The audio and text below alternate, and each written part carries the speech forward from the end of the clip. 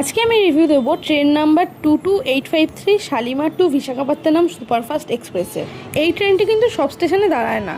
শালিমার থেকে ছাড়ার পর প্রথমে দাঁড়ায় খড়গপুরে, তারপর বালেশ্বর, ভদ্রক, কটক, ভুবনেশ্বর, খুর্দা রোড আর তারপরে বিশাখাপত্তনম।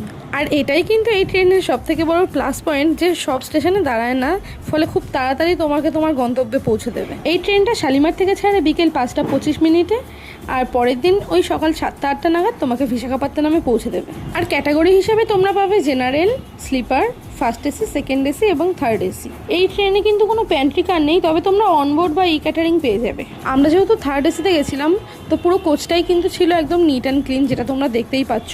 আর প্রত্যেক বারতেই ছিল বটল হোল্ডার। প্রত্যেক বাতে কিন্তু চার্জিং পয়েন্ট পাচ্ছ না, বাট প্রত্যেকটা সেকশন অনুযায়ী 2টো করে চার্জিং পয়েন্ট পেয়ে যাবে। আর এই ট্রেনে প্রত্যেকটা কোচ LHB কোচ হওয়ায় কিন্তু ঝাঁকুনি বেশ কমই অনুভব হয়। আর এতগুলো প্লাস পয়েন্টের জন্য কলকাতা থেকে বিশাখাপত্তনম যাওয়ার এটাই বেস্ট ট্রেন আমার মনে হয়।